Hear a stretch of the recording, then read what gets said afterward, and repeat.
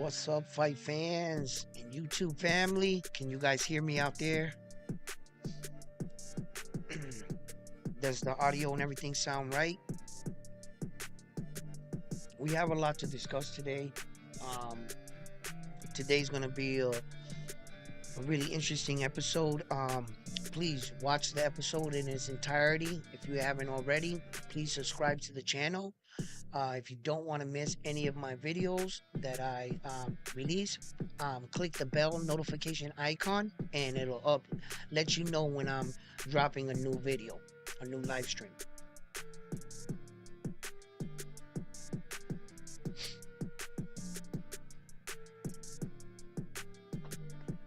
Well, let's get right into this episode. I am your host, Edwin, Round One Sports Talk. Well, ah, this is a tough one. This episode right here is a tough one right here. Okay, there's gonna be a lot said here, and I'm gonna be really truthful and honest. Ryan Garcia is in a lot of trouble. He needs help. Yes, he does. And Ryan Garcia is all over social media saying a lot of things, making a lot of accusations, and you know, uh, but it really doesn't have a lot to do with the fight itself. And it's alarming and concerning for many different reasons. Look, I'm gonna come out and say it. It is what it is. Ryan Garcia is what appears to be having problems with drugs and alcohol. Um, from my experience with drugs and alcohol, right? Um, what he looks like he's going through are episodes of emotions that coming off and on the drugs causes your body. Mood swings, erratic behavior. Um, there's a thing called cocaine psychosis where that you do the drug too much and you start to, you know, come up with these wild ideas and rationalization. Then you're in a hotel room with a gun pointed at a door, with you and your prostitute friend, all coked out of your mind, thinking that there's people in the hallway and that the FBI agents are peeking in through your window. You don't realize you're on the 14th floor. Like, what are they hovering outside the window? Like, this is what drugs does to a person. And although I am not next to Ryan Garcia, and I cannot say for sure what kind of drugs he is doing, I do know what things look like. And I have experience with my of things in life. And I'm going to tell you right now, Ryan Garcia is 100% in a lot of trouble right now. He made a little Twitch video where he's sitting down with his friend, and his friend is making out a list of this way of living a lifestyle to be disciplined, to show you that he's getting more focus. He's only going to have 3 glasses of wine on Wednesday and 4 glasses of wine on. If you're sitting down doing things like that, then you have a problem. Okay. And when a person has a problem with a certain kind of drug, they never blame it on that drug. What they do is they blame it on another drug, right? For instance, right? If you had a problem with cocaine and your family found out about it, you're going to say you have a problem with marijuana, right? But you're so thinking about covering up what your real drug of choice is, that your family actually thinks that you have a problem with marijuana. So a few months go by and you've been trying to get off your original drug unbeknownst to them, and you just want to like, I want to relax. Let me get a joint. And your family, and according to your family, you just relapse. And you're looking at them going like, weed is not my problem, right? But you made it your problem. You see what I'm saying? Like, so when I see Ryan doing this and he's saying, I won't smoke weed, but Ryan, I don't think you're a pothead. I never thought you was a pothead. Alcohol, you probably drink a lot. What goes hand in hand with alcohol? There's a lot of things. Cigarettes, cocaine, um, cigarettes. Did I say cocaine? Listen, this is not good. This is not good, bro. Yo, that kid looks like he's a mess. He really is. All jokes aside, man, Ryan Garcia needs help. This fight with Devin Haney is not going to happen.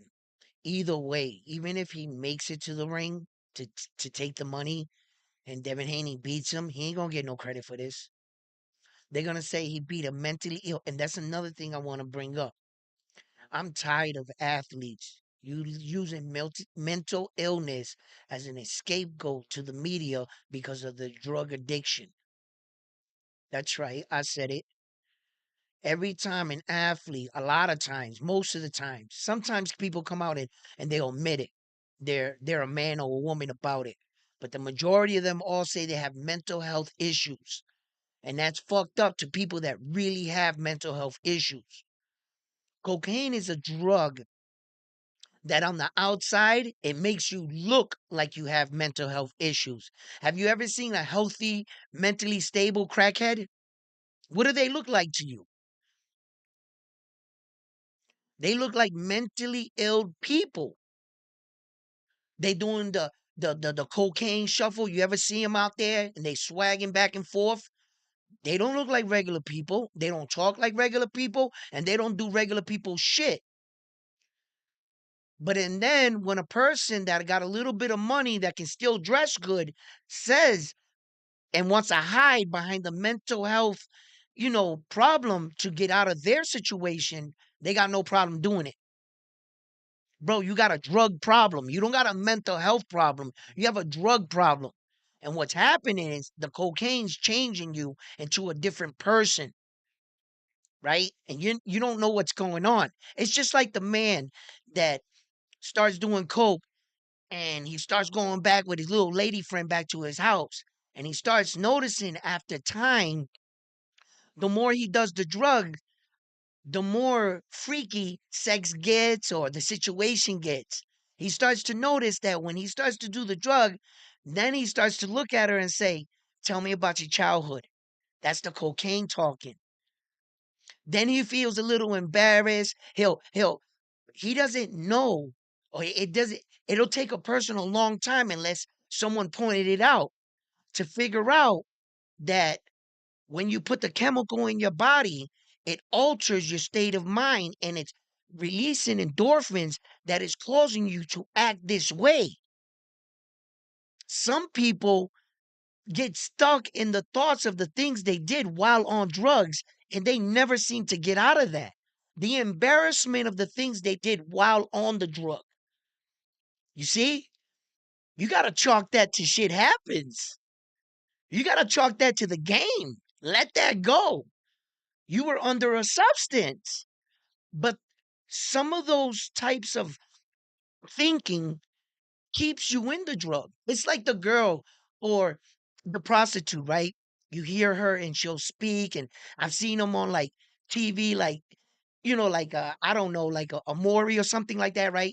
And she's on the stage and she goes, "Well, I sell my body because I need the drug, but I do the drug because I think of all the men that I've been with and I hate myself. So I go out and I do the drug."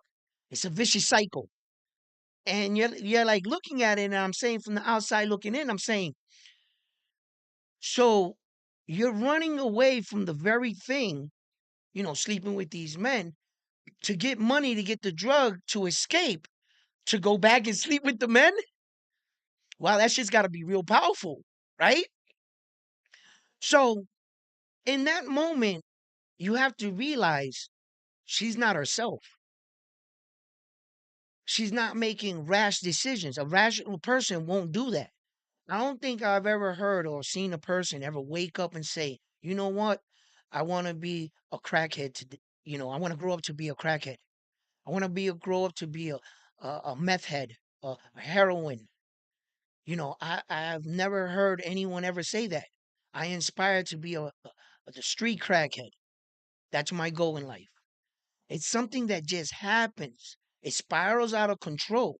They go into the drug thinking, I can control this. And in the whole time, they don't know they're being the one controlled. You see? What lets me believe that Ryan's on drugs is the way he's so adamant and passionate about the things that he's trying to tell the people, about the things he saw. Listen, brother, I'm not questioning. I don't think too many people are questioning the things you saw, the people you're trying to expose. That's not your job right now. Like, y- how are you trying to be the savior of humanity and have be going into your fight against Devin Haney for your first crack at a world title? These things shouldn't have even been brought up. I understand what you're trying to do, not in this way. It's like a person screaming for help, bringing the attention of other things, but don't look at me. Don't ask me what's going on with me. Don't you know what's going on in the world? These little kids are being harmed. Brother, what are you talking about? We we live in this world with you, Ryan. Do you not realize the entire world knows these things go on? There are men and women suiting up to go try to save some of these kids in these places, whatever. But allow them to do that. You're in the sport of boxing, Ryan.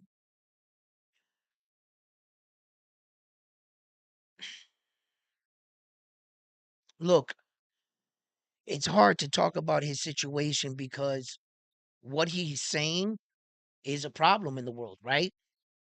And most of us believe like what he's saying, yeah, but that's a distraction, Ryan. No matter, look, brother, these things are happening. And one day, God's going to take care of those people. He's going, hopefully there's some, Ryan, you're not Robin Hood. What are you doing? You see, you went into this boxing gig and you went and fucked around and got famous. Now, by being famous, you feel like you have to take on all the famous shit that's happening. There have been a lot of men and women that try to expose Hollywood. Look how it ended up for them. You should be focusing on your job, what the people are paying their money to see. The people are not paying their money to hear your wisdom, which you think is wisdom. Ryan, you look crazy right now. And it's hard for people not to be concerned about the red flags that, yo, this shit is crazy, bro. He's sitting there with a 5 o'clock shadow with like a button shirt, and his boys got like a pad, and they like going over. And he's like, I don't have to do this. I don't have to do this, but I want to do this because if that ain't never an addict trying to renegotiate his drug of choice, if you let them tell you how they should get off the drug, they'll never get off the drug.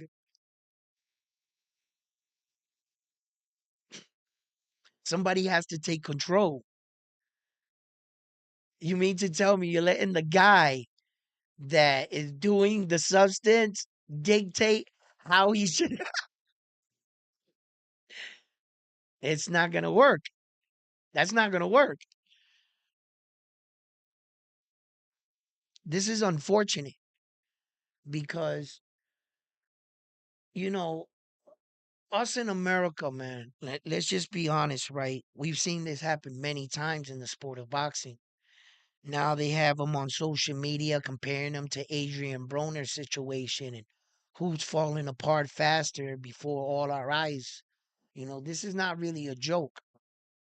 Ryan Garcia is going to look back at these moments in his life and he's going to be like, damn, man, you know? Um,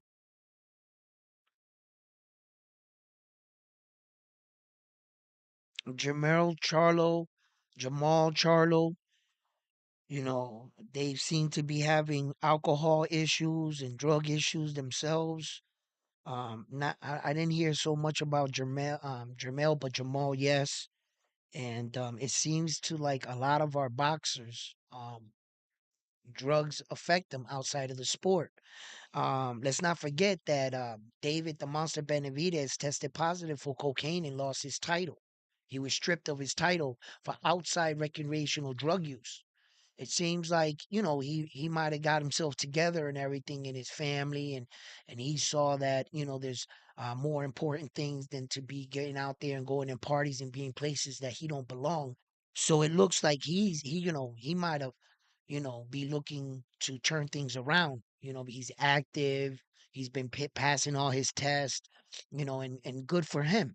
You know, um, but some people just can't get it together. They can't see themselves. It would be unfortunate to see Ryan Garcia uh, leave the sport of boxing at 25 years old. And how many years have he already messed up? And he's still 25. He's fairly young, man. Still young enough that a year or two of hard work and discipline can get him right back in the game, and he'll still be young enough. He'll still be in his 20s, but it's up to Ryan to figure out that uh, whoever's around in his circle, uh, you can't. You see, the thing about addiction is it's cunning and baffling, and it's hard to determine when you're doing the talking, when you're in it. You think that you're making the most rational decisions, and you're not.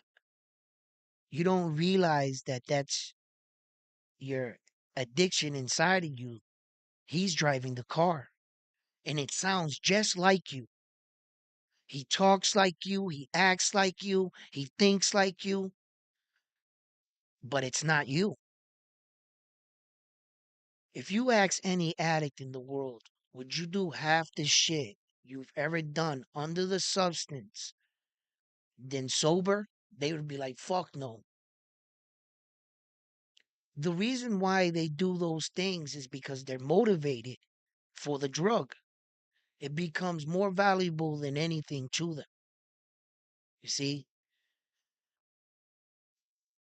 you know, I've heard this before, and I've heard a guy say, why don't you go clean yourself up and go to a program for 6 months? And the guy says, 6 months in a program? Are you crazy? Man, I got, you know, I got shit to do. I got, and the guy's looking at him going, yeah, I know what you want to do. He goes, no, no, no, I'm gonna stay clean. I'm gonna stay clean because, this is what I want to do, but I can't do a 6 month program. He leaves. Next time you hear about him, he's in front of a judge.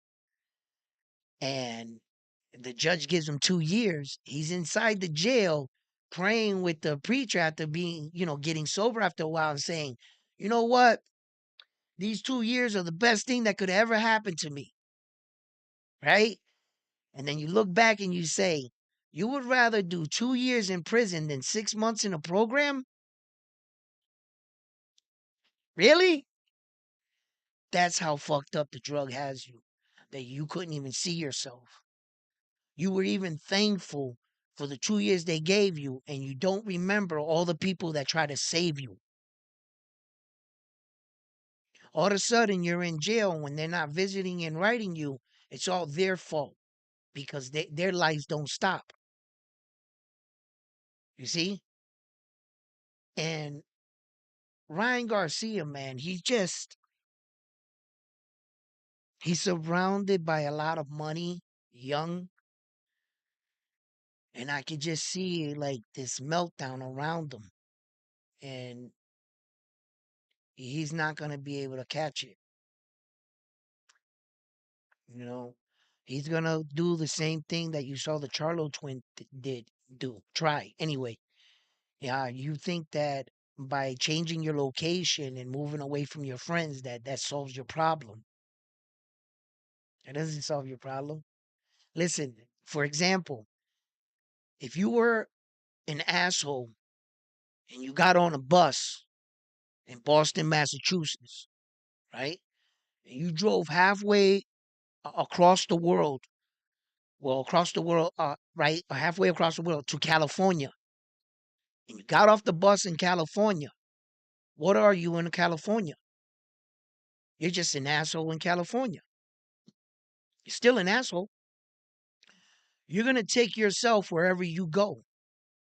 No matter where they put you in the world, your eye, what you've trained yourself to do, you'll find the people. They will attract to you. The the aura that you're sending out, I'm gonna get high. It's just a matter of time before you find Flacco or Juan, whoever it is that you buy your drugs off. It's just a matter of time. It doesn't matter where you go in the world. Unless you deal with the actual substance you're dealing with, you have to understand you got to take away the allure from that substance, right? When I was a kid, right, I realized a small part of the human mind of like how you can go from one thing to another like this, right? For instance, I fucking loved Big Macs when I was a kid. Oh, I loved them things, and I was obsessive. Like I would eat them. Like there was this promotion that McDonald's had. It was like 99-cent Big Macs at one time when I was a kid, right? And damn, 99-cent Big Mac. Shit, how old, right? Right? And yeah, it was some shit like that. It was like with tax about $1.24 or some shit, right? So I went, I scraped up all the change in the house and the sofas. I took all the change around the house. I had like $4. I went down there and I bought all those Big Macs. I had like four of them. My brother comes, long story short, they wanted one. I was greedy. I was like, hell no, I ain't give you none. So they went to the pool and I had the Big Macs just sitting out in the sun. They were hot. I got out, I started eating them, and the Big Macs got me sick and made me violently throw up, right? So when that happened to me, the same thing happened to me with beer. But when that happened to me in the moment, I was like, it was like I excessively ate the Big Macs, like, and they turned on me. And that feeling it gave me and the taste, since that day, I have never eaten a Big Mac in my life. Since that day, I've never tried one, nothing. And let me tell you something. The reason why I bring that up is because I don't think how much you know how much I like Big Macs. I don't think you realize. Like, I went from loving something and liking something that much in a split of a moment, never picking it up again. And I learned something that day that the mind can be what you love and what you like, you can change the way you think. I started like viewing shit like that. Like, for instance, right? The court of law is based on basically on one word, and then it branches out from there. But the fundamental about like the court of law, it's the way they perceive it is on the word make. We realize that I can't make you do anything. I could swear at you and everything. I can't make you do anything. I could put a gun to your head and say, kiss my sneakers. And you could look at me and be like, fuck you, I'll die like a man on my feet. You'll always have choice. I couldn't make you do it. I can't make you swear at me. Oh, he made me do it. No. And the law understands that. You see? And that's where we were like, yo, we're going to, because you got to take responsibility. Like if I told you a funny joke, I can't make you laugh if you don't want to. I bet you if you watch a horror movie and you play Disney sounds in the background and you turn down the horror movie, it wouldn't be so hard because it's the way you perceive things, right? Okay. So life is like that. I started like, I was like, wait a minute, like you can change the way you view things. You can change the way you perceive things. You can change the way you once used to love something so much. You can take the allure away from that. Yes, you can. You just got to find the way. First, you got to know what you messing with, what you fucking with. And you got to know your enemy. Yeah, in order to take it down because it's going to be too slick. And then an addiction is crazy because an addiction is something that you're the last person you know you're in it. That's the fucked up thing. And everybody around you is watching you go down. I've seen that show, My Crazy Addictions, where like the girl was eating her mattress. And there's a crazy addictions in the world, gambling addictions, sex addiction, all kinds of addiction. But I did notice that all addictions are the same. They obsess over that thing and they over abuse it and it becomes a problem. They all got that in common. You see? So it doesn't, the addiction part or the drugs is not the problem. It's you breaking free from that addiction that is the problem. See, I used to hear the guys on the street where drugs is not my problem. The problem is when I run out of drugs. That's my problem. You know, if I had more drugs, I wouldn't have no problem. Yo, I used to be like, yo, y'all are fools, man. Like, yo, are you serious? And, I always heard like, the funny ones be like, I'm not a quitter. You know what I mean? I ain't quitting drugs. What's wrong with you? Give me some drugs. Like, yo. And like I would hear them like crack jokes and shit, but you can see it in them. They weren't happy in life. You know, the drugs turned on them. First, you do it for whatever reasons, and it provides you that high you want it. With time, it turns on you and it becomes maintenance. And now you're selling your possessions and you're losing your job, your wife, everything, and now it's a problem. You know, um, things like this happen to people in life, and everyone's different. Ryan Garcia just happens to have money. That's it.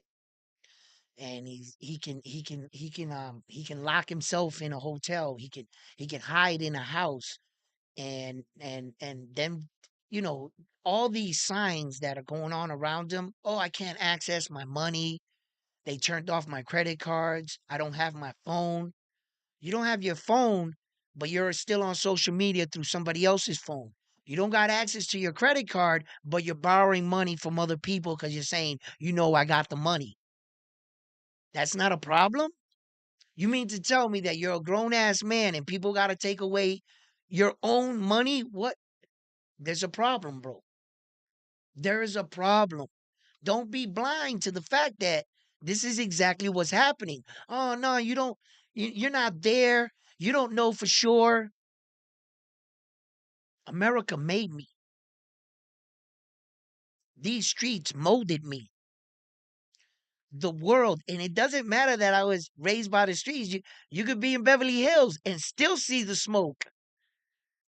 What I'm saying is, I wasn't locked in my house in front of a computer. I was experiencing life, and I've been around, and I can tell you right now firsthand, Ryan's in trouble, 100% without a doubt.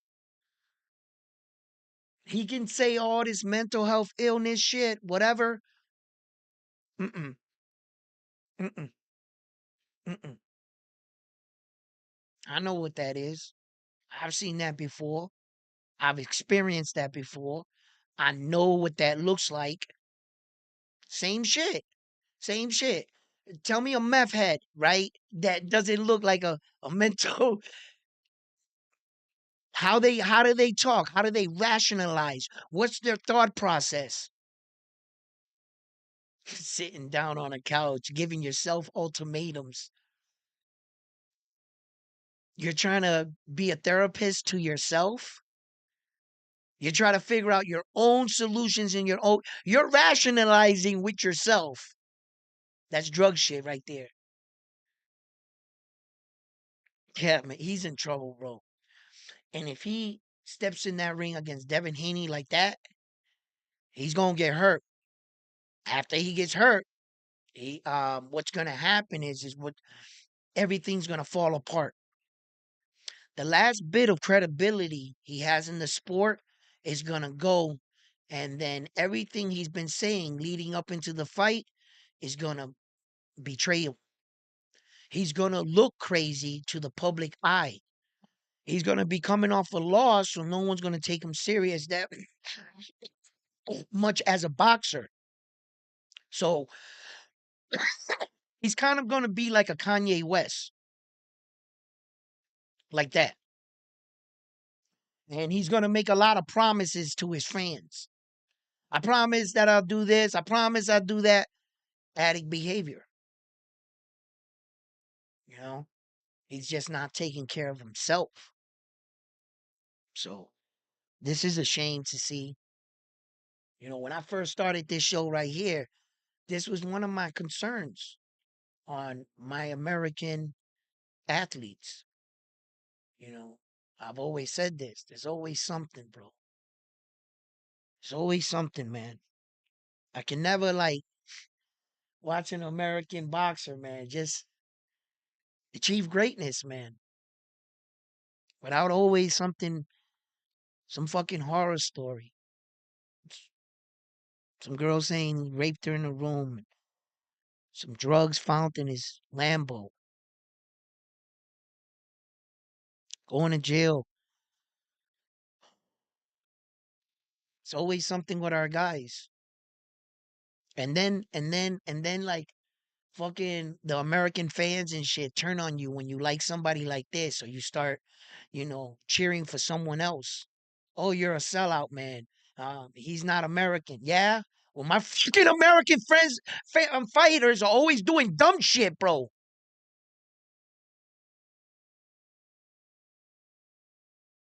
They're not fucking role models, bro. Ryan Garcia right now ain't acting like no role model. He talking about the kids and shit, bro. Look what that dude's a mess right now, bro. No wonder we're looking at other fighters from other countries, man.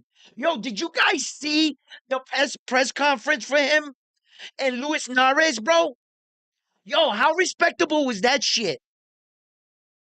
Yo, you see how them Japanese people act? Not like us. Not like our press conferences. We gotta act like dumbasses all the time.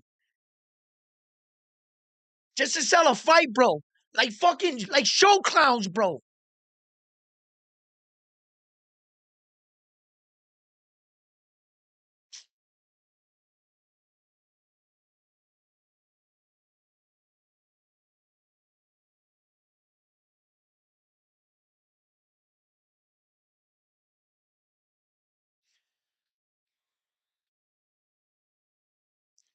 American fighter.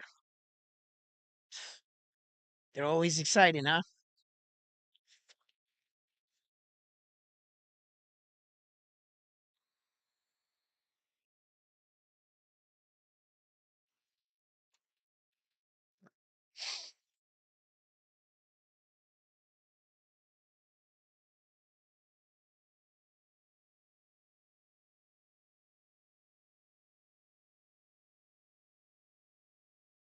It just, it sucks sometimes, man, to see your hero fall.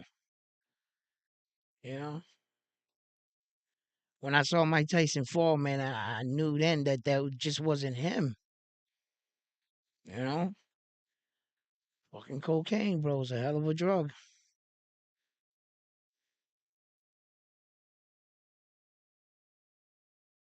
This is not good for Ryan Garcia, man.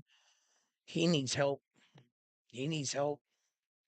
You know, I wish him the best. I don't really think that this fight is gonna happen, guys. Um, we'll see what happens. We'll see what happens, man. But I'm tired of this shit, bro. You know, if if I ever wanted to show a kid a highlight or the story of my favorite boxer and what he did to, there's not too many stories that end well for American man, and that sucks, bro. That really fucking sucks, man. Look, man, I hope the kid gets help. I'm gonna cut this stream. I just get I man, look.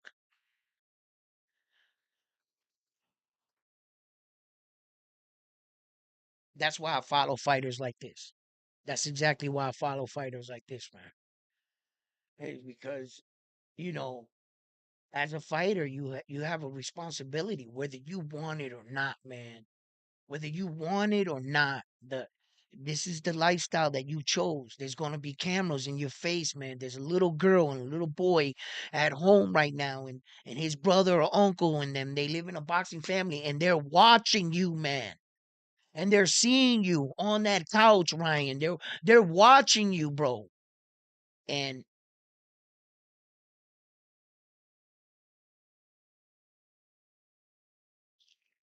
what's up, Buddy Kong? I don't know if they're gonna fight, bro. I don't know. I don't know if my Ryan. Listen, we're 2 months out from the fight. Think of the math. April 24th. I mean 20th. April 20th, right? Okay. Does he look like he's in boxing shape right now? Right now. Does he look like he when you see videos about him, do you see him training? What do you see him doing? What do you see with your eyes? Bro, he has a 5 o'clock shadow like this, like he's been up all night for days. You don't just wake up with a 5 o'clock shadow like the way he had it. That's about 2 3 days worth right there.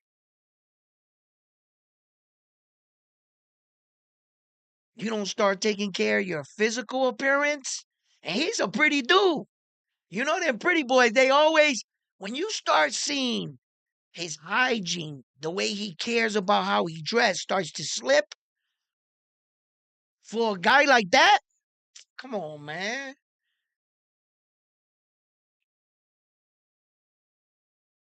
What is listen, you want to be honest? You want me to be honest, right? Devin Haney might want to get away from him. Devin Haney might want to just get another opponent. Just say fuck it with the Ryan shit.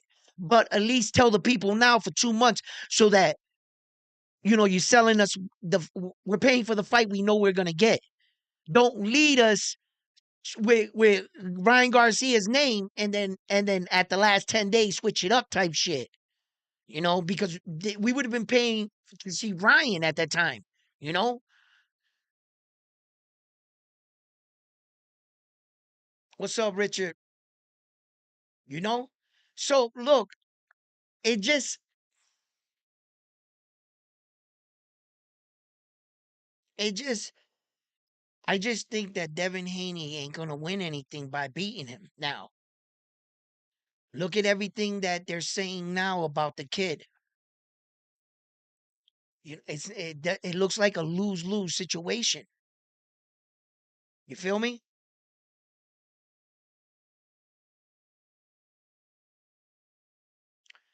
You know something?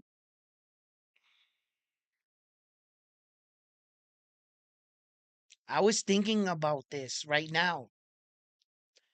Why doesn't Devin Haney say fuck Ryan Garcia and call Subriel Matias?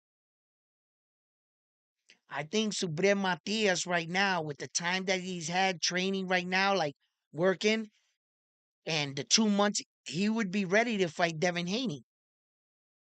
He just might be ready. If he was in the gym prior to this and he wasn't like messing around or anything, and he was like, like his coach and trainer said, no, we're about to get you a name, so we want you to stay in shape. And if Subria was living a boxer's way, Subria could step in to fight Devin Haney in New York City. Yo, Subriel and Devin Haney in New York City will sell the fuck out, bro. You can replace Ryan's name with Subriel's name. Yes, you could. Yes, you fucking could, bro.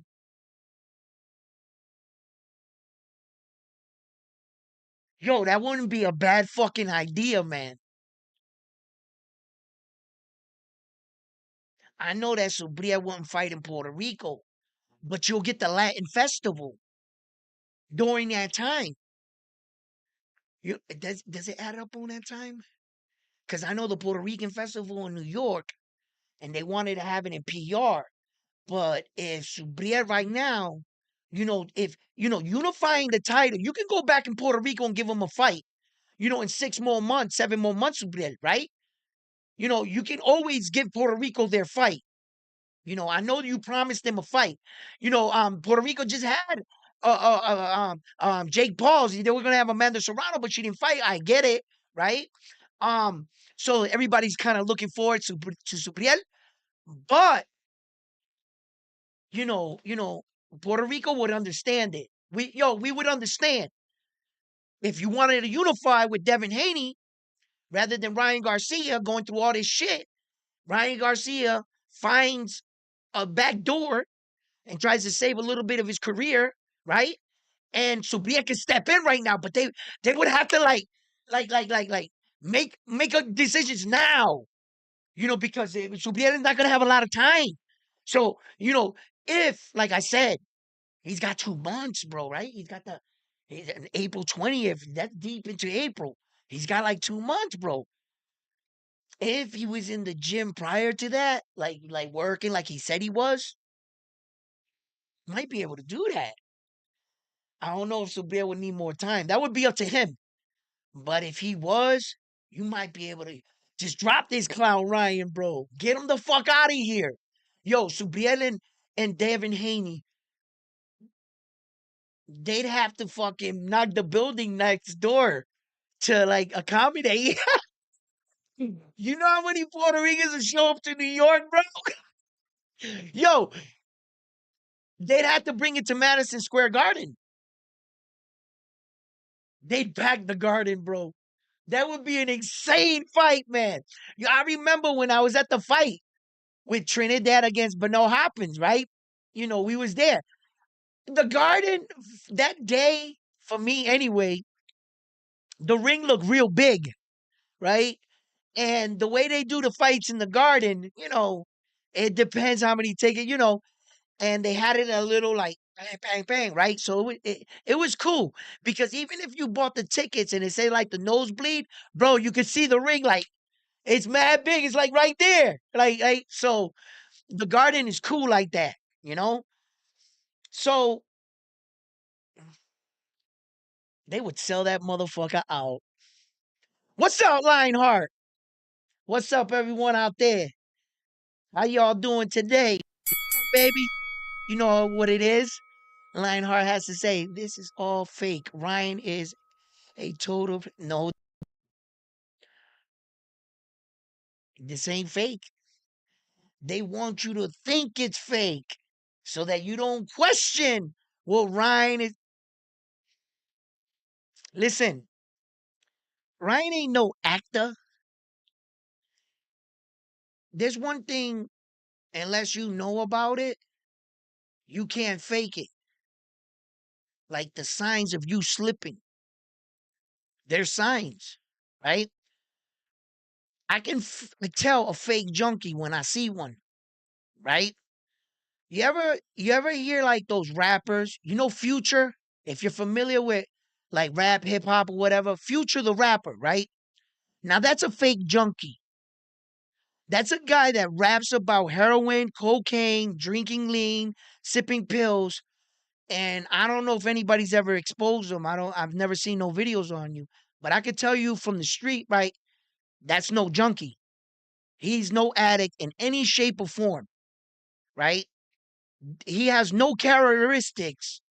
His words are not slurring. His fake's not sinking in. He got no track marks. He's not slurring. Like you don't see him like jittering. I see addicts all day, every fucking day, right? Outside my fucking building. Go outside. Well, I used to live there. I don't live in the city no more. And I walk outside, bro. I've had addicts I went to school with. I've seen them throughout the periods transform. You that dude Future that I wake up on the boat, do dope. No, you don't. No, you don't. I'm on that shit that Michael is. No, you're not. I said lean. No, you don't.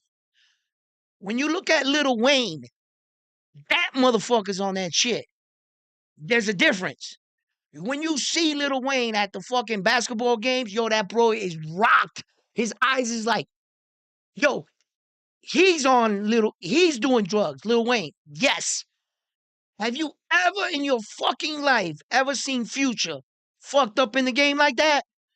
He's the only rapper I know that's on all these drugs, but fat as fuck. Another example of that, every now and then I'm on YouTube, so I go by Young Thug's trial. Yo, look how fat Young Thug is. Yo, his belly is out here. No drugs and alcohol. He's healthy. That goes to show you how high and how fast his life was on the street. When he went to jail, he was like this. He was out there having fun. I'm not saying he was a fucking junkie or whatever, but I remember being in a restaurant eating, watching a Dominican dude serve this Puerto Rican dude that came in to buy some drugs off of him. So the Dominican dude sold him one bag of heroin, $20. And the Spanish dude's appearance was fucked up, and the Dominican dude called him a junkie. The Spanish dude turned around and said, junkie?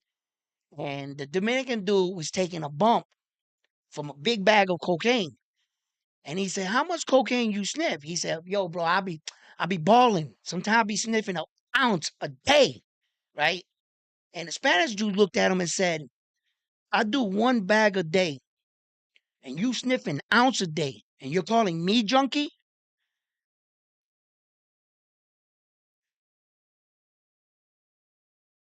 Just because you're a rich cocaine drug dealer and you're able to sniff it, he's doing one bag, but his life is out of control.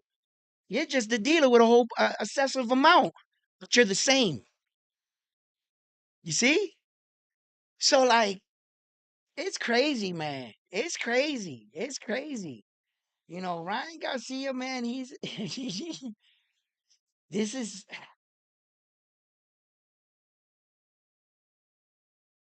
this is not cool, man. This is not cool because a lot of people won't want to address it or believe what's going on. Ryan Garcia is not a performing actor. Ryan Garcia is in a lot of trouble. He doesn't know the mannerisms of how to pull something like this off to troll. This is not something you could have taught him. This is actually unfolding. Jamel Charlo is in a lot of trouble. People might not want to believe it, right? Okay. They didn't believe it with Adrian Broner neither. Oh no, Adrian Broner's gonna come out the next fight. He's gonna do this, and this. That's all y'all kept saying until you watched Adrian Broner fall apart right before your eyes. Before Adrian Broner was like 30 years old, he was done with boxing. Drugged the fuck up, trying to come back. Look what he looked like, man. There's a man that had way better talent than a Ryan Garcia. Why would Ryan Garcia have to troll this hard for a fucking Devin Haney fight? What the fuck are you? This is not that serious. Just go fight and box the dude. This is a problem. What do you guys think? This is a fucking game? You really think Ryan Garcia devised a plan to troll everyone for that? What does he hope to accomplish? You do know that Devin Haney went to George Campbell to Australia not once but twice. He's not the type of fighter you can rattle with gimmicks and trolling. Tank Tank Davis trolled the shit out of him. Ryan Garcia ain't doing nothing new. So where's his gimmick? No, there's a problem here. You can try to like talk it off with like, oh, trolling. This ain't trolling, bro. Ryan Garcia's in fucking trouble, bro. And he's in a lot of trouble. Don't be surprised if you don't see no more of Ryan Garcia after this fight. We'll see what happens, but hey, it is what it is. But in other news, because um, the world doesn't revolve around boxing doesn't revolve around Ryan Garcia. We do have a lot of boxing ahead of us, and we do have a lot of fights. This gentleman right here, um, um, Naoya Inoue had a press conference with Luis Pantera Nadis, right? Luis Nadis, they had a big ass fucking press conference, right? And he was mad respectable. He got up there. He was like, "Yo," and as you can see, one of my subscribers sent me the interview. Yo, thank you for that. And I watched it, and everything that Louis Neri said, the Japanese lady, she was close, but she didn't repeat it exactly the way he said it. No, and I don't even think they gave him enough credit for what he actually said. Okay, because she was telling the Japanese audience that he said that he's sorry, that he wants to show the Japanese people that he's respectable now, and that he won't ever do that again. That's not exactly what he said. What he said is that he's older, wiser, and he won't make a mistake like that or let you down. She didn't give the Japanese audience the impression that he recognized what he did, because that's important, that they hear him say, I know what I did wrong. I'm acknowledging what I did wrong, and I'm asking you for your forgiveness. That's a whole different sentence than what she said. You see, I'm not saying that Japan is blatantly saying that, but when you say words like in Spanish and Puerto Rican, sometimes things are backwards, right? I'm trying to tell the white dude what it means, and I'm like, the way you're saying it and the way I translate it is actually backwards. You see? So, translators and people and they might not get how we put words together. So I'm not gonna blatantly say that the Japanese lady did that on purpose. Okay. I'll give them the benefit of the doubt, but that's what I mean. In translation, words can get lost, meanings can get misunderstood in trying to translate. But they did the best they could. They were right around the ballpark. Luis Navarrete showed tremendous respect. Naoya Inoue showed a lot of restraint and respect. You can see he, at times he wanted to let go, but he kept it professional and he just let Luis Navarrete know, you're in for a long night, and he's making history by uh, uh, defending all four belts. So that's a big. So another thing, the reason why I bring that up is the announcement that they made of the three other fights that are going to be on the card. Jason Maloney is going to be on the card. He's going to be making a title defense. And quickly, I had to rewind it twice just to make sure I heard this correctly. Naoya's kid little brother is going to be on the card. Tacoma, Inoue. He's making a WBA mandatory title defense. Didn't he just fight? That's pretty good if he's on that card with his older brother, and like I was right too. I also wanted to say this. I remember I made the video and I wasn't sure if any boxing match has ever been held in the Tokyo arena since Mike. And they announced it and he acknowledged it. And Naoya Inoue said there hasn't been another fight there since Mike. And I was right. I was like, yeah, all right. I was like, because I've never heard of it, and I knew when they said the name, it was like a fucking opening of memory. Right? I was like, that fucking building, right? What a bad night. And so hopefully, now this fight is scheduled there. They got a good card, 3 titles on the line. That's a good card. I want to see Jason Maloney again. His brother was the one that got brutally knocked out by a Japanese. Ironically, this is a fact, right? But it's just a fact in boxing. And I think they're the only two that ever this has happened to.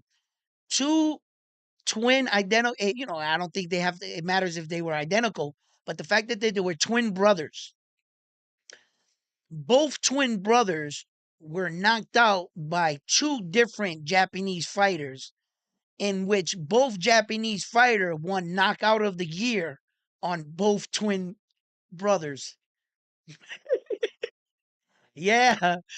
Naoya Inoue got knockout of the year on Jason Maloney, and Junto Nakatoni got knockout of the year on Andrew Maloney, the other twin brother. And they were both Japanese men that did it. Yo, I don't mean to laugh, bro. That's just, what are the odds of that? I mean, what are the odds? It could have been, both brothers could have got knocked out, but it could have been a Mexican that knocked them out, a fucking Chinaman, a Filipino, an American, a Puerto Rican. The odds of it being another Japanese fighter to do it. It was ridiculous, bro. I was like, what the fuck was that? Right? And then if you ask me between the two knockouts, that one's tough. Because Naoya Inoue's knockout was slicker. And it was slicker and devastating at the same time. Junto Nakatoni's knockout on Andrew Maloney, it was just devastation. Yes, just pure annihilation. That was just destruction at its finest. I wouldn't say it was the slickest knockout. That's tough. That's up for opinion. I'm still gonna rock with my boy. Um, uh, that shit shocked me when he knocked out Jason Maloney. You know, I, that was at the closing seconds of the, and he just, bang, and he snapped it, bro. It was beautiful, but they're both great. I mean, you could pick either one, and I wouldn't argue it. you know,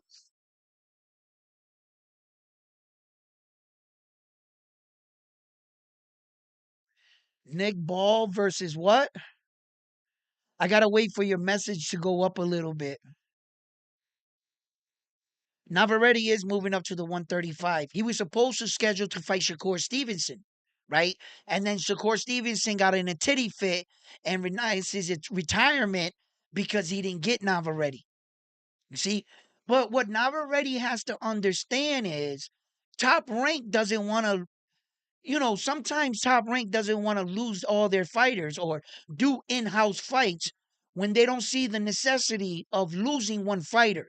Usually, when a top rank, does an in-house fight is because the one of the fighters they're not really like on. But Navarrete and Shakur, nah, they both draws and moneymaker.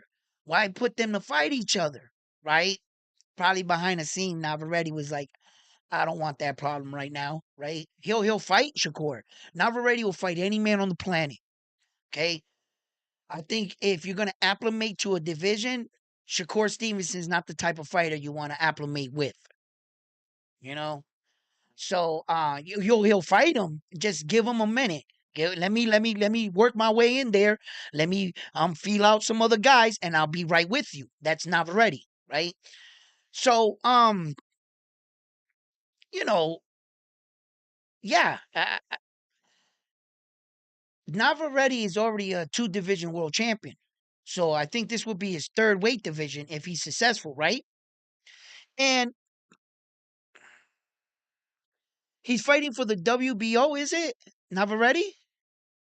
I gotta check some of this shit out. I haven't, oh shit, I got it up right here on the side of me. What am I doing? I can just look all this shit up right now. Um, what was your other question?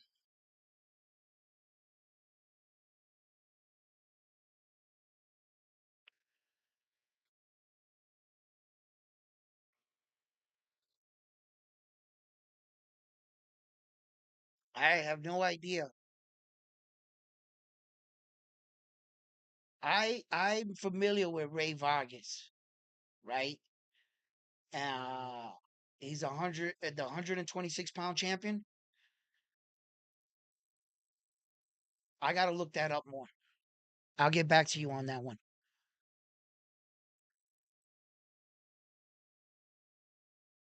WBO? Okay.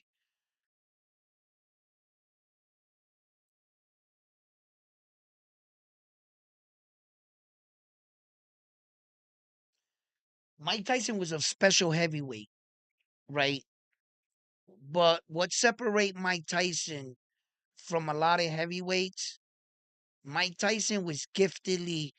He had a hell of a punch. He was a gifted puncher. It's one thing to be a gifted puncher, but the one thing that separated Mike early in his career, Mike was well trained. He was well trained.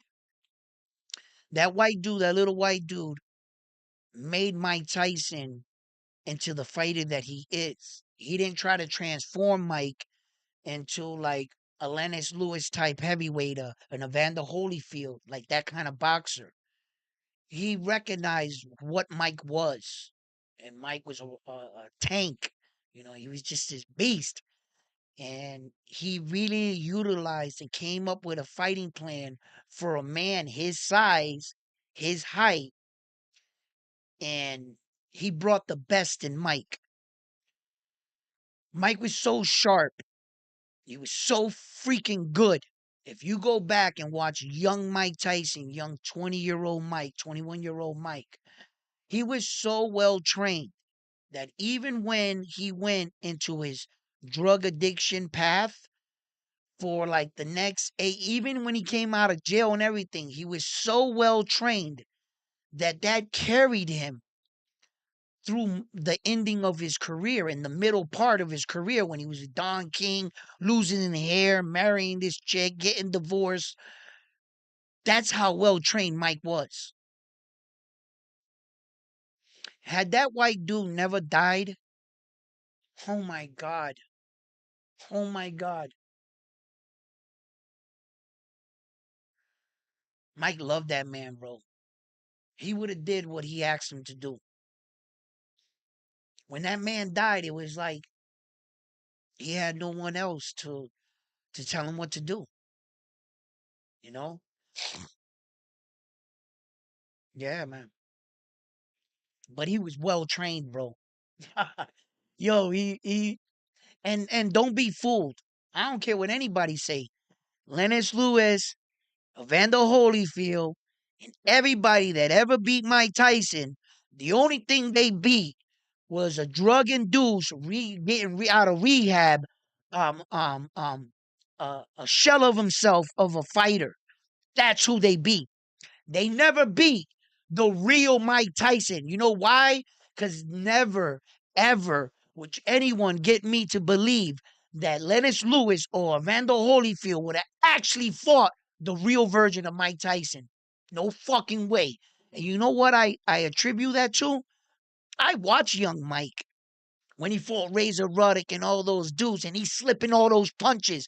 That those guys were a lot faster and their punches were a lot crisper than a fucking Lennox Lewis.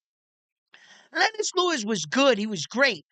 He's probably going down as one of the greatest because he did right things. You saw when he was showing off and he got knocked out, right? But I don't mean to hate on Lennox Lewis or anything because he did his job, right? He just didn't beat the right version of Mike Tyson. He did beat him though, and I gotta give him that. You can't take that away from him. He just didn't beat 20-year-old Mike, 21-year-old Mike. I dare you, bro. I fucking dare you. Go back and look at Mike. Yo, they weren't touching him. He was, yo, he would have had Lennox Lewis. Evander Holyfield's too small for him. The real Mike, Evander Holyfield was a fucking Adonis, bro. That motherfucker looked so strong. If you had a version of a fighter inside of your head, he would look like Evander Holyfield to me. Yo, that motherfucker looked like he was like straight out the movies, made in a lab type shit. He looked like the fucking Black Russian in Rocky Five. That's how he fights. He reminds me like of the hey, if he dies, he dies. Fucking Evander, right? Yo, and he fought that way. He fought like a fucking machine. He was right. He was just too light in the ass. He was too light in the ass. You know, he fought Mike. Mike had a gut like this. Mike was fat as fuck. He needed the money. Mike was getting high the night before in the hotel room. He fucked around and bit Evander's ear. High out of his mind. You know? They didn't beat Mike. Nah.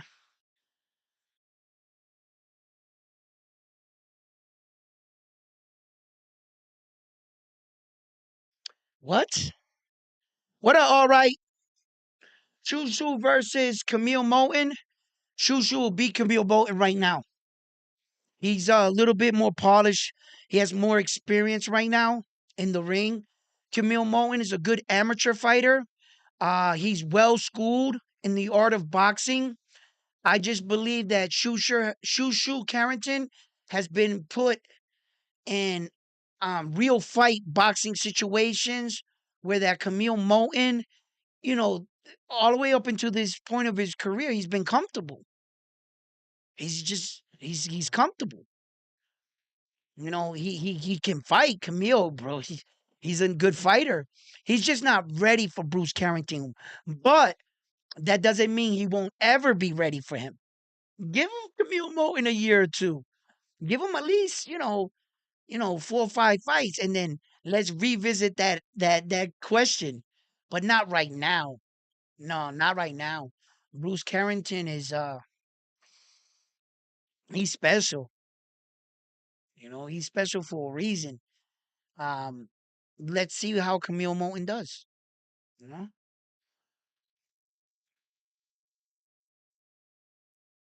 probably we probably would have had an undefeated Mike Tyson. In theory, what up, bro? I've been trying to figure out how to say your fucking name. I have no idea what to say, but I'm gonna try because you always here, bro. So, Itiri, I think Ryan is just trying selling the fight. No, Itiri, you don't try to sell a fight this way. Ryan Garcia's name sells the fight by itself. So why are you trying to sell something that's already being sold? How can you help the situation by putting doubt on it and concerns?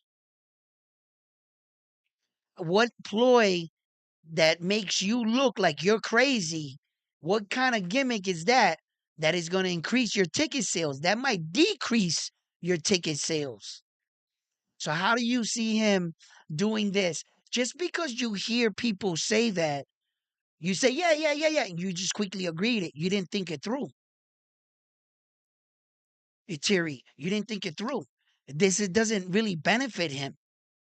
His name by itself will sell this fight. He doesn't need all these ploys and gimmicks. Just put his face up every time. Ryan Garcia, that pretty motherfucker, he's going to sell tickets. So why is he doing this? There's a problem. You could be blind if you want. I listen. Whatever. I'm here to tell you. I'm here for you. And I'm going to let you know. Do not put your hard-earned money on that dude.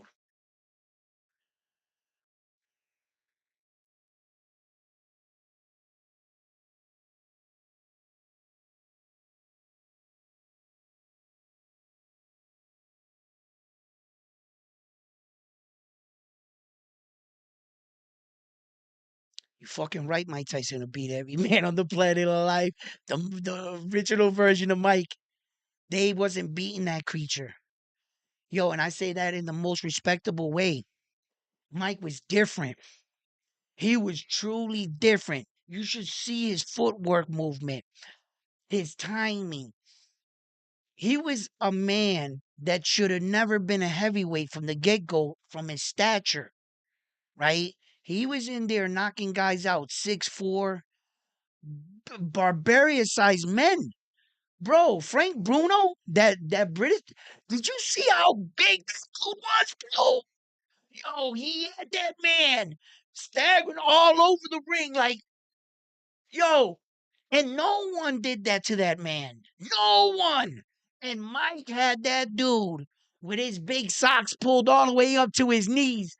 That's all you saw were a bunch of socks. It looked like socks up here just wobbling around.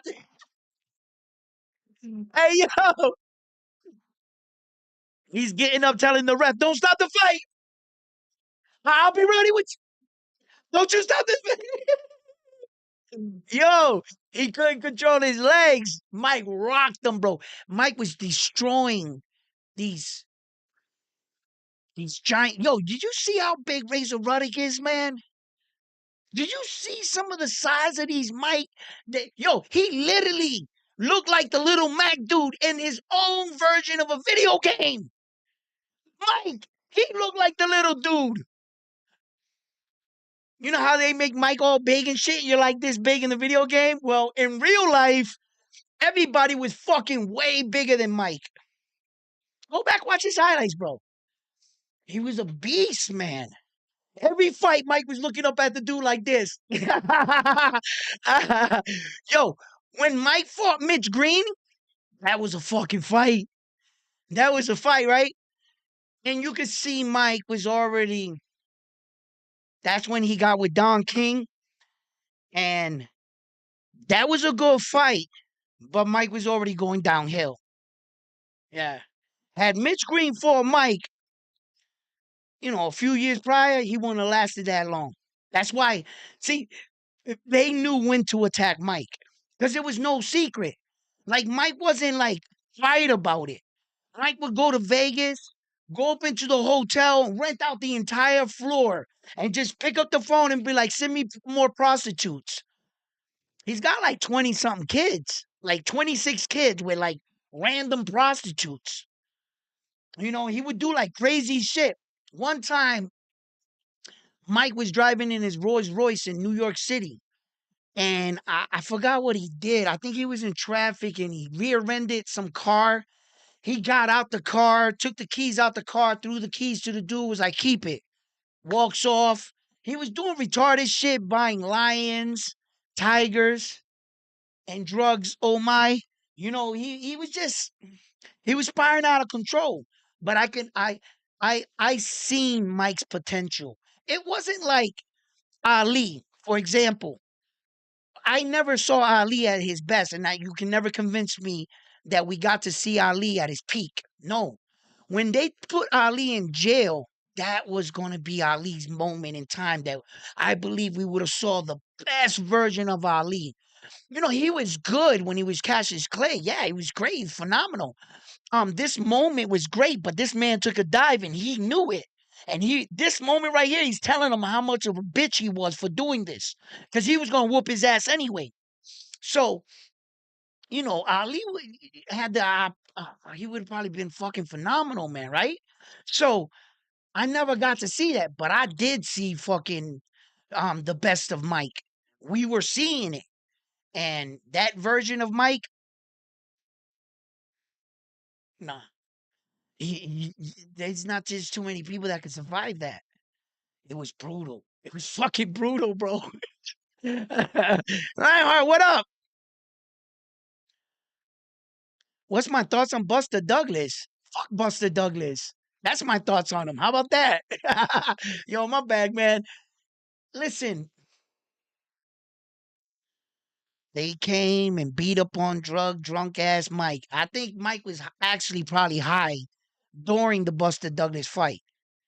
I think he was still probably high, to be honest with you, walking into the ring. I don't think he actually like, got high in the locker room, but from that night before in the hotel, Mike partied that night all the way through the morning. And you know how the fights the next day at like 11 o'clock at night? Then he like slept midday, got up, and went to fight. That's pretty much what he did in that Buster Douglas fight. Then when you know that he actually knocked out Buster Douglas and they gave him like an extra time and he was out for 10 seconds. Buster Douglas did not survive make that count. But what's history going to say, you know?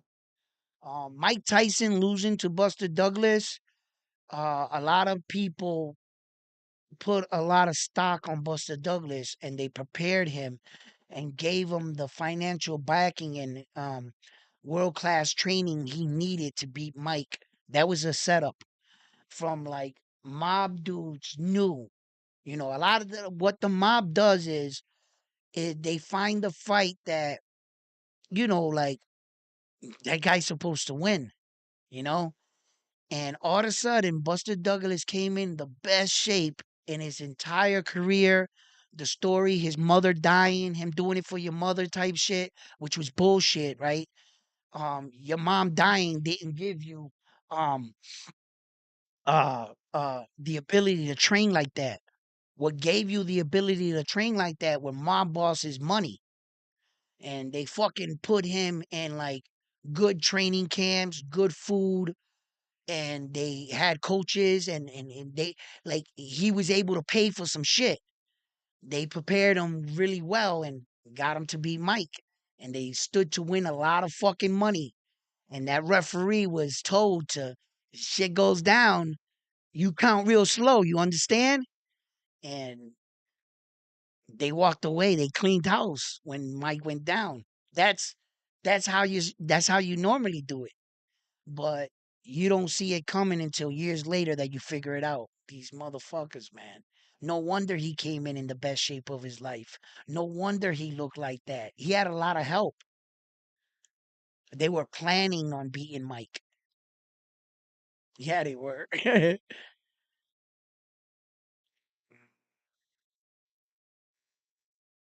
I remember buying the HBO, what? To watch Mike Tyson fight that, was it, in 85. Fucking cried.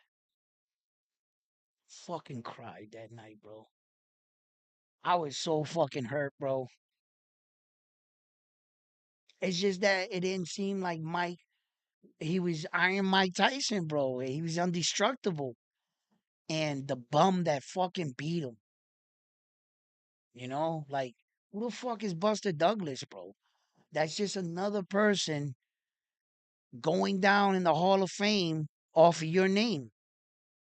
Like Eli Manning going into the Hall of Fame because he beat Brady twice in the Super Bowl. That's all he ever did, bro. He wasn't a great quarterback, but he's going to the Hall of Fame, ain't he? Yeah, that's why a lot of fighters don't want to go back and help other fighters come up off their name, piggyback off of them. That's why Terrence Crawford was like, yo, Jerron Boots Ennis, you ain't going to use me to catapult your career. You got to do what I did. And there were fighters that were asking other fighters to give them an opportunity. When you give a fighter like that an opportunity, that opens the door for them. When Oscar De La Hoya gave Mayweather the opportunity to fight him, look what happened. Mayweather took the torch and the rest was history. You can give that other person your status by losing to them. You see? So not everybody is quick to be like, oh, you're good. I'm going to look back and just because everybody says that you're the next best thing, I should give you a shot. Fuck you. Make your way up the division like I did. You ain't going to use me to get up here. Like Keyshawn Davis wants a quick ride to the top and he wants to use Teofimo Lopez to do it. Tio's like, I see what you're doing, and it's fucked up because Tio has to address this shit about his dad, right? But at the same time, Keyshawn Davis didn't earn that shot. He's using other things to try to get that shot. You see what I'm saying? So yeah, man, there's been a lot of times people use other people's name to catapult themselves. You know, if the other fighter falls for it, then that's what it'll be, right? But yeah, now the next fight in that famous Tokyo arena will be this gentleman right here. And from what I'm hearing, if I heard that correctly, I rewinded it twice. His kid brother is also Takuma. Inoue is going to also fight on that card. And it's a WBA title mandatory. So he'll get his mandatory out the way, which is key. Pay attention to these the guys. Once he gets his mandatory out the way, he's free to do whatever he wants. He could pick his fighter or he could pick another champion to try to unify this, do the same thing that his older brother did. See? So, and Emmanuel Rodriguez is still fighting. I heard he retired, that he had announced his retirement, but Emmanuel Rodriguez is on box record. He has a fight scheduled, and they still have him down as the IBF champion. So he doesn't look really retired to me. So, there could be possible fights there. And since Jason Maloney's also fighting on this card, you better believe that Inoue's father and Cam is going to be looking at him. Yeah, for the future fight against Takuma. So we'll see. Well, all right, fight fans. Listen, I just wanted to get on and touch upon this shit. Listen, when you think about what Ryan is doing and you say that these are ploys and stuff, that's another way to take the distraction off what he is actually doing. He wants you to think, oh, this is a ploy. Don't worry about it. There's nothing going on here. That doesn't make any sense. You don't have to do any of these shenanigans of ploy to sell your fight. So obviously, what's going on is for real. Your fight will sell by itself. What's this? You're fucking Ryan Garcia and Devin Haney. This ain't no fucking, rank 15 rank opponent, contender 30th, that they got to do stupid shit. Ain't none of that. That's the real deal, baby. Where there's smoke, there is fire. All right, fight fans, I love you guys. Thank you for tuning in. Here, I'm on to the next video after this video here at Round One Sports Talk. Peace, guys.